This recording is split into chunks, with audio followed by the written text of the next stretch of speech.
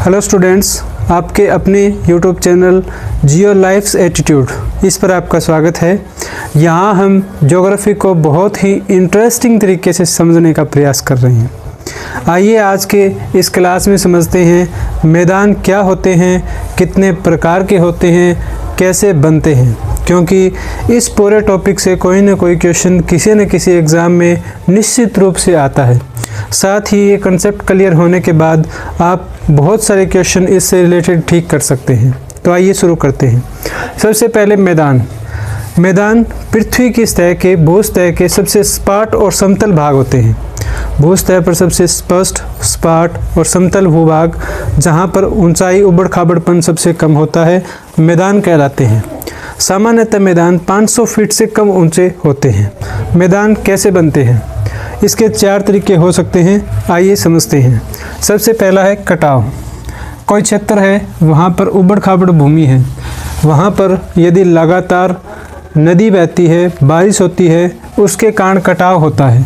उस कटाव के परिणाम स्वरूप जो उबड़ खाबड़ भाग है वो समतल भूभाग में परिवर्तित हो जाता है, समतल भूभाग में बदल जाता है। इस प्रकार एक मैदान का निर्माण हो जाता है।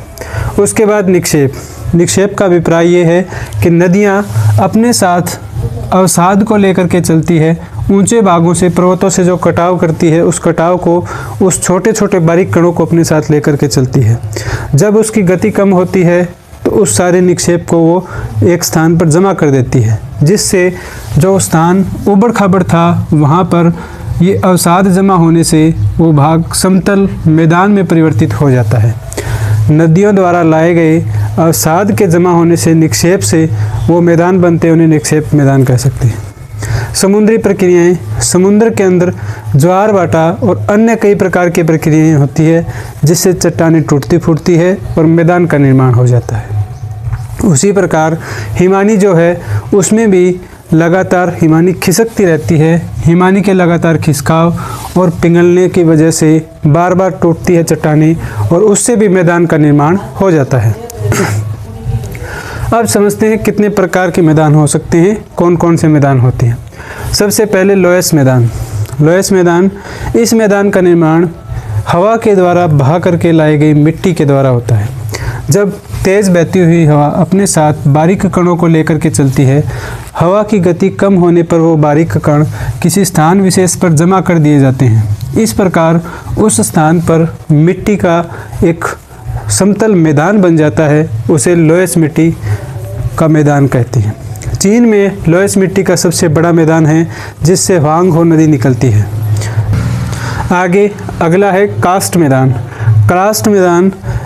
किसी क्षेत्र में यदि चूने की प्रधानता है, जहाँ चूने की प्रधानता हो, वहाँ पर यदि अम्लीय जल पहुँचता है या साधारण जल पहुँचता है, उससे भी अपर्दन होता है।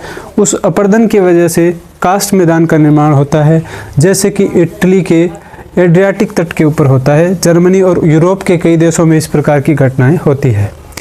संप्राय मैदान, समुद्र के तट पर लगातार निक्षेप और अपर्दन की प्रक्रिया द्वारा इस प्रकार के मैदानों का निर्माण होता है। उदाहरण है भारत का पूर्वी और पश्चिमी तट। आपने देखा होगा कि दक्षिण भारत में, भारत के पूर्व में और पश्चिम में एक तट पाया जाता है।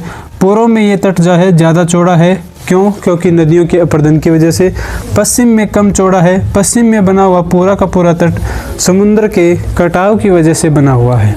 उसी प्रकार आगे है ग्लेशियर के मैदान। ग्लेशियर के लगातार खिसकाव से चट्टान टूट फूट करके समतल मैदान में बदल जाती है। कनाडा में इस प्रकार के कई मैदान देखने को मिलते हैं। उसके बाद नदी के निक्षेप से 2 प्रकार के मैदान बनते हैं। एक मैदान जलोढ़ मैदान कहलाते हैं। उदाहरण है भारत में ही उत्तरी भाग में, भारत के उत्तर भाग में जो उत्तर प्रदेश, बिहार, पंजाब, हरियाणा, ये जो क्षेत्र है, पश्चिम बंगाल का कुछ भाग, ये जो क्षेत्र है ये जलोढ़ मैदान के कारण ही बने हैं। डेल्टा, नदी अपनी अंतिम अवस्था में अपने साथ लाए हुए सारे जलोढ़ मैदान को समुद्र के पास जमा कर देती है। इस प्रकार जमा करने से जो मैदान बनता है उसे डेल्टा की संज्ञा दी जाती है। आगे है संरचनात्मक मैदान। पुरानी कठोर चट्टानें जिनके ऊपर लगातार अपरदन होता है, उनसे संरचनात्मक मैदान का निर्माण होता है।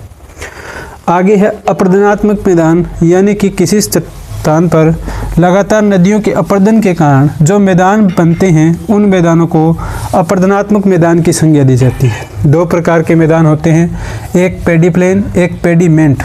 पेडी प्लेन नदी की अंतिम अवस्था में, जब नदी अपनी अंतिम अवस्था में होती है, पर्वत के किनारे, यानी ऊपरी पर्वत जब पूरी तरह से समाप्त हो जाता है, उसके समाप्त होने से जो मैदान बनते हैं उन्हें पेडी प्लेन कहा जाता है।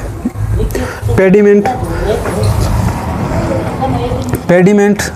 पर्वत की तलहटी में, जहाँ पर नदी अपना जल लेकर के उतरती है, वहाँ पर यानी कि पर्वतों की तली में जो मैदान बनते हैं उन्हें पेडीमेंट कहा जाता है।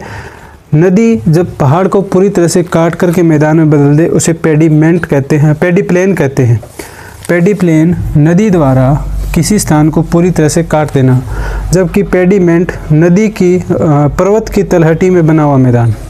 इस प्रकार इस क्लास में हमने अलग अलग प्रकार के मैदानों, उसके बनने की प्रक्रिया, इनको समझ लिया। मैदानों का महत्व क्या है? मैदानों पर ही बेसिक इंफ्रास्ट्रक्चर, कृषि, खनिजों को ले जाने और लाने के लिए सड़क आदि, बड़ी बड़ी बिल्डिंगें और जनसंख्या की सबसे घनी आबादी मैदानों पर ही मिलती है। इस प्रकार मैदानों का हमारे जीवन में बहुत ज़्यादा महत्व है। यदि वीडियो अच्छा लगा हो तो लाइक करें, चैनल को सब्सक्राइब करें और आगे से आगे शेयर करें। आज की क्लास में इतना ही। लाइक करने के बाद हाइप का एक बटन आएगा, इस हाइप के ऊपर क्लिक करके वीडियो को आगे बढ़ाने का कोशिश करें, ताकि हम और ज़्यादा बेहतर क्वालिटी ले करके आ पाएँ। यहाँ तक देखने के लिए थैंक यू सो मच, धन्यवाद।